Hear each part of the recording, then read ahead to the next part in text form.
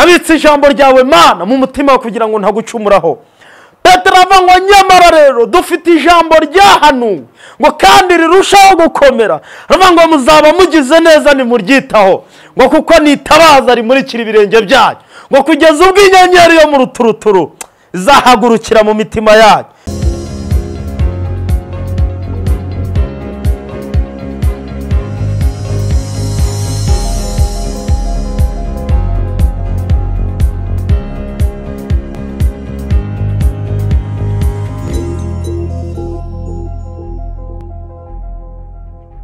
Turabashuhuje aho muri hose abera b'Imana, tubashuhuje mu izina rya Yesu Kristo. Kuri uyu mwanya twifuje kubaganirizaho ijambo ry'Imana, dusoma mu gitabo cya mbere cy'Abami ibice 3, tuze gusoma duhereye ku murongo wa 4. Twumve uko ijambo ry'Imana ritubwira. Ijambo riravuga ngo bukeye umwami ajya i Gibeyoni gutambirayo kuko ariho akanunga karusha gutundi icyubahiro kabaga.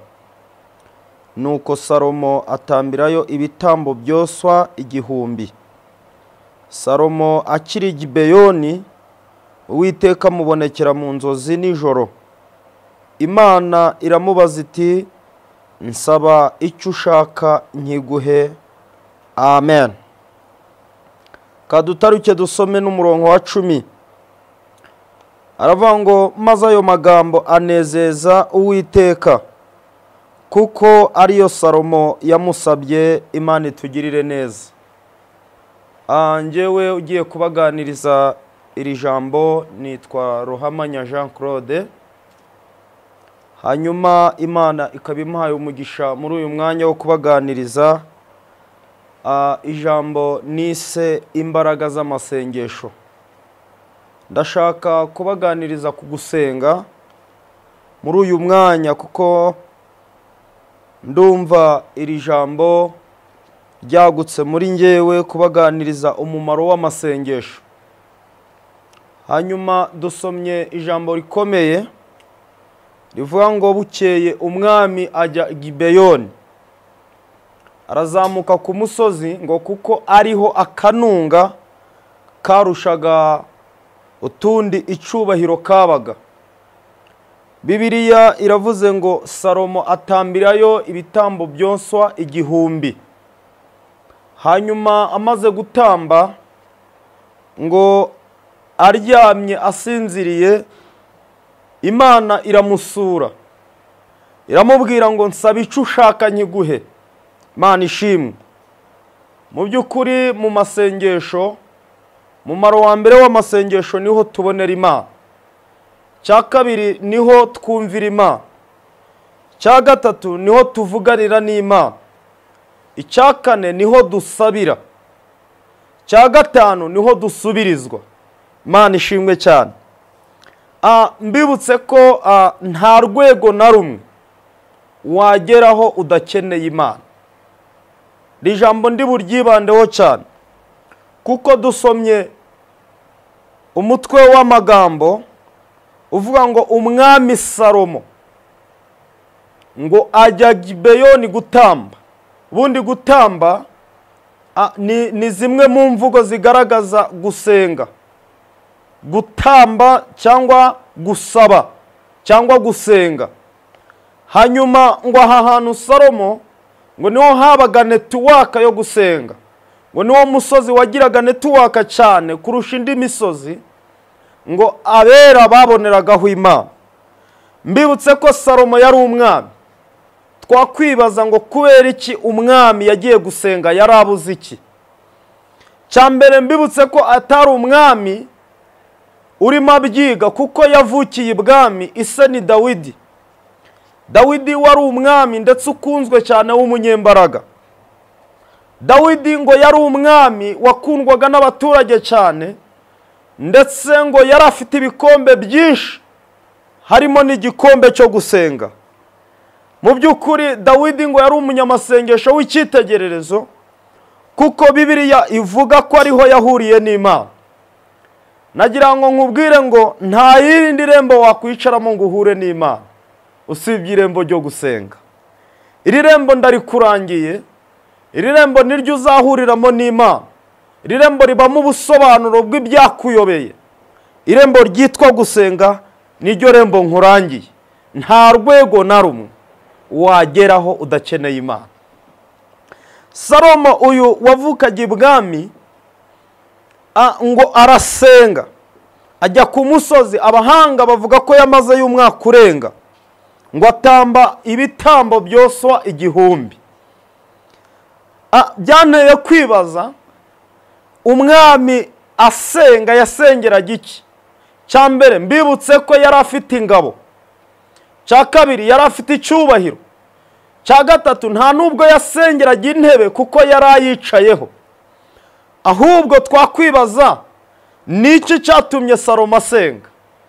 Cya mbere mbibutse cyatumye Salomo asenga nuko yarasimbuye se w'umunyamasengesho kandi w'umunyembaraga. Dawidi yari umwami ukomeye, ngo ni umwami isi yakundaga n'ijuru rigakunda, ari ngo mu bantu bakeya bakoze ku mutima w'Imana. Ndagira ngo muri uyu mwaka ube mu bantu bake bakora ku mutima w'Imana. Iyo ukoze ibintu bikora ku mutima w'Imana, n'Imana ikora ibintu bikora ku mutima wawe. Imana ishimwe cyane. Mfashijwe n'ijambo riva ngo Imana igukore ku mutima. Kora ibintu bikora ku mutima w'Imana, n'Imana yiteguye gukora ibikora ku mutima wawe. Ngo ari mu bantu bake Imana yavuze ngo mbonye umuntu ufite umutima umeze nk'uko nshaka. Uyu mugabo witwa Dawidi ngo ari mu bantu basenze banezeza Imana. Imana ifata umwanzuro wo gukora ku mutima we, imuha ubwami. Cya kabiri cyateye Salomo gusenga, ngo yari umwami muto mu bami babayeho. Ngo yari yimye ingoma ari umwami muto, atinya kuyobora abantu bamurutaga bamurusha n'ubwenge, ngo bituma azamuka ajya gusenga. Icya gatatu, ngo ntabwo byari byemewe kwaba umwami bitewe n'aho yavukaga. Mbibutse ko yavukaga kwa Mukawuriya Batisheba. Uyu ngo ntabwo ari we mugore wari isezerano, kandi mu muco w'Abayuda ngo ntabwo washobora gusimbura so ku ngoma ari umwami utavuka ku mugore w'isezerano. Mbibutse mu bintu amasengesho akora, amasengesho azirura n'ibizira. Imana ishimwe cyane. Ubundi urebye twaraziraga bitewe n'akavukire zacu. Mivumo batuvumye zatwemereraga kuzira, ariko ngo dupfukamye dusenze duhamagaye mu ijuru, ijuru rifata imyanzuro byo gukuraho ibyaziraga ku buzima bwacu, byo gukuraho ibyitwaga ibyo byagombaga kurenga. Amasengesho arabiturenza. Imana ishimwe cyane. Ahurika nkwibutse ngo ako kuko uhumeka nako gasura ni ibyaziraga Imana yakurengeje. Imana ishimwe cyane. Icya kane, Salomo ngo cyamuteye ubwoba ajya gusenga. Ni ikintu gikomeye cyane cyo kuba yaragiye kuyoborera muri bene se batabishaka. Kankubwire, amasengesho agutuzaho batabishaka, masengesho akutambutsa aho batabishaka, masengesho aragukuza bari bazi kutazakura, masengesho atumubyara baravuze kuzapfa utabyaye, amasengesho atumubaho barajyanye iminsi yo kubaho kwawe. Ndashimira Imana yadushireho umurongo mwiza wo kuduha imibereho ibinyujije mu masengesho. Salomo ajya gusenga, marayo igihe kinini, ngo amasengesho ye Imana imutega amatwi. Hari ijambo rikomeye n'igihe muri Bibiliya rivuga ngo murasenga ngo murasaba ntimuhabwe kuko musaba nabi. Akenshi turasenga ariko ntituramenya strategy yo gusenga. Gusenga neza no kwifuza neza ni igihe wifuza ugatanga icyifuzo Imana ariko kivanzemo inyungu y'Imana. Iki kintu kangitindeho cyane. Gutanga icyifuzo ukifuza ariko ukifuza ibintu biri mu nyungu z'Imana. Abantu benshi barifuza, abantu benshi barasenga, abantu benshi barasaba, ariko hagasubizwa bake. Kubera iki? Akenshi abantu barizirikana, ariko iyo utanze icyifuzo kirimo kuzirikana Imana Imana iratebuka ikacyumva vuba. Urugero, umugore witwa Hana yarasenze asenga igihe kinini, senga umwanya munini, asenga asaba umwana, ariko uwo mwana Imana igategereza inyungu yayo iri mu mwana ari gusaba, Imana ntiyibone. Ariko ngo umunsi umwe ahura na Penina, aramuseka aramubwira ngo nubwo usenga njyewe nkaba ntasenga, usa nk'usenga nge ngasubizwa, kuko mbyara buri munsi ariko wewe umaze imyaka. Hana ngo arababara ajya ku musozi, niba yarafasha yitatu simbizi cyangwa yine, ariko icyo nzi cyo yatindanye n'Imana. Arangije ngo abwira Imana ngo umpaye umwana nkemeza Penina ko nanjye nabyara. Imana igiye muri depo y'abana isanga nta mwana wo kwemeza Penina ifitemo. Uwo munsi agenda adashubijwe. Yongeye gusubirayo abwira Imana ngo basi uzama umwana mwiza w'ikibongi munini w'inzobe. Imana ngo yitegereje icyifuzo cye iburamo inyungu zayo. Irangije ngo igiye muri depo y'abana ibona nta mwana ifite uhwanye nuko bayisabye, iramwihorera. Ngo ariko umunsi umwe ahindura isengesho. Ndagira ngo amasengesho umaze iminsi usenga, niba nta nyungu y'Imana irimo, nkugirira inama yo kuyahindura nonaha. Hindura isengesho, vanga inyungu zawe n'iz'Imana, urasubizwa. Arangije ngo asubirayo, senga n'umubabaro. Yewe ari mu bantu basenzayo uburyo bwose, yasenzayo ibimenyetso, asenga avuga, asenga nayo guceceka, asengera mu mazi, asengera mu musozi, asengera mu biti. Ngo ibyo byose Imana ntiyabyitaho. Ngo ariko igihe yahinduye icyerekezo akavanga igisubizo cye n'inyungu z'Imana, ngo nigihe yabwiye Imana ngo noneho ndahindukiye, umwana ngiye kugusaba agomba kuba ateye atya. Uwiteka mbabariye uyu munsi untegera amatwi. Arayibwira ngo umwana umpa ntabwo akiri uwo kunezeza Penina no guhima Penina, ntabwo akiri uwa wundi nagusabye umeze kwa kundi, ahubwo umwana ngusabye nzamugutura haba uwawe iminsi yose, zaba mu nzu yawe, azaba umutambyi azagukorera. Imana ngo yitegereje muri depo y'abana, ibona irashaka gutanga abana bujuje ibihamya, bujuje kuba abatambyi, bujuje kuba abahanuzi, bujuje kuba abavugabutumwa, bujuje kuba abaririmbyi, bujuje karagiteri zo kuyikorera. Irangije iramubwira ngo kare kose iyo usaba umwana uri mu nyungu zanjye ntabwo uba waratinze bingana utya. Imana ngo iramubwira ngo uhereye uyu munsi genda ubyare. Imana ishimwe ngo ararabyaye. Hanyuma Salomo ngo nayo imutega amatwi, iravuga iti kanumve kwaje kunsaba kwica abanzi be, kanumve kwaje kunsaba kwimura abarozi bamukikije, kanumve kwaje kumbwira ngo nice ba Adoniya, kanumve kwaje kumbwira ngo niwe ukeneye amafaranga menshi ku isi. Ngo Imana itegereje ko Salomo atanga ibyo byifuzo, imuha umwanya, iramubwira ngo ngutegeye amatwi, nsaba icyo ushaka nkiguhe. Uyu mwanya saba icyo ushaka, Imana yiteguye kugutega amatwi. Arangije atungura Imana ngo ayihe icyifuzo kiyikora ku mutima. Arayibwira ngo Uwiteka ntabwo ngusabye kwica abanzi banjye, nta nubwo ngusabye gutunga amafaranga menshi, nta nubwo ngusabye kugira uburanga burenze ubw'abandi, ahubwo icyo nkwisabiye ni kimwe: ubwenge, umubwenge butsindagiye, umubwenge bugeze ku rugero mbasha gucira abantu bawe imanza. Ngo Imana yumvamo inyungu yayo imwe, yavuze ko ari abantu b'Imana. Imana icumva abantu b'Imana bakwiriye gucirwa imanza zitabera, imanza zujuje ubuziranenge. Iramubwira ngo nsabye neza, aka kanya akangutangarize ko ijuru ryishimye, ibusabye ndabikoze. N'ubwoba wari ufite bw'abakubanjirije mbugukuriye imbere, mu babayeho n'abazabaho ntawe uzigera ahwana nawe, haba mu bukungu, haba mu bwenge, haba mu byo wifuzaga. Reka nkubwire, ndabizi ibyo ukeneye, Imana izi ibyo ukeneye, yisaba icy'ingenzi kiyikora ku mutima. N'ibyo utayisabye, Imana ni umubyeyi yiteguye kubikora. Haleluya! Ndanezerewe cyane, nezejwe nuko Imana itegeye amatwi kumva ibyifuzo byacu. Kankwibira ibanga, umwuka nagusange, umwuka nakongorere, umwuka nakugira inama, usaba Imana icyifuzo gishitura amarangamutima y'Imana, Imana ikagusubiza inezerewe.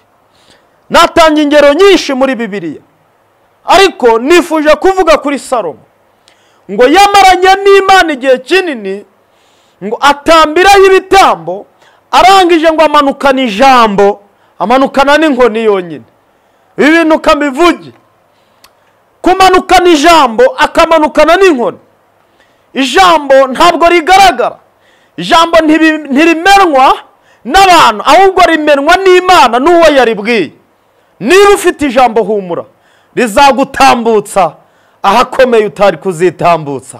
Ijambo rirarinda, ijambo rirakomeza, ijambo ritumurama umara imyaka myinshi iyo ufite ijambo. Ijambo rigukura mu mazi. Bibiliya iravuga ngo nimuca mu mazi menshi ntabwo azabatembana. Nta kindi gituma amazi uyaremerera, ni ijambo riri muri wowe. Ijambo rirakuremereza amazi kugutembana bikanga. Yaravuze ngo kankwabwire nimuca no mu muriro ntimuzashya. Nta kindi kikugira barafu mu muriro usibye ijambo. Haleluya! Iyo ugeze mu bintu byose ufite ijambo, ijambo rikugira barafu ugatambuka. Nimuhura n'amahanga menshi abateye ntazabatsinda, kuko muzaba mufite ijambo. Niba hari icyo Imana yavuganye nawe, gikomeze. Ijambo niryo rikuru kandi ntirisaza. Imana ishimwe cyane. Ijambo rirategeka ntiritegekwa. Ijambo, haleluya. Imana ishimwe. Ijambo, Dawidi yaravuze ngo naribiciye mu mutima, nabitse ijambo ryawe Mana mu mutima kugira ngo ntagucumuraho. Petero avuga ngo nyamara rero dufite ijambo ryahanuwe ngo kandi rirushaho gukomera. Aravuga ngo muzaba mugize neza nimuryitaho, ngo kuko nitabaza rimurikira ibirenge byanyu, ngo kugeza ubwo inyenyeri yo mu ruturuturu izahagurukira mu mitima yanyu. Imana ishimwe cyane. Jambo, Yohana aravuga ngo mbere na mbere hariho jambo, witinya. Jambo ryabayeho ririho rizakomeza kubaho ntiribora. Yosefu yararigendanye, ararigendana muri gereza, ararigendana kwa Potifari, rimugeza ibwami. Humura, witega ubwoba naho uvuka, witega ubwoba na kavukire yawe, witega ubwoba n'imitego baguteze, witega ubwoba n'imivumo bakuvuze. Ijambo riri imbere yawe, ijambo rirakumurikira mu mwijima ugendana ijambo. Nta handi dukurira ijambo usibye mu gusenga, niho dukura ijambo. Kindi nshaka gusorezaho, jambo ngo ribasha kurenga amategeko. Bundi mbibutse ko nta kintu kiremeye nk'itegeko, ariko ijambo rirenga itegeko. Imana ishimwe. Ribasha guhindura imigambi y'abadayimoni. Ijambo, mbibutse amategeko umwami yasinyiye. Umwami Ahasuwerusi ngo yasinye ko bapfa, asinya ko birangira, sinya ko abayuda, rangije akora amatangazo. Aho umuyuda akorera arayamanika, aho kwa muganga barayamanika, mu mayira mu marompuwe baramanika.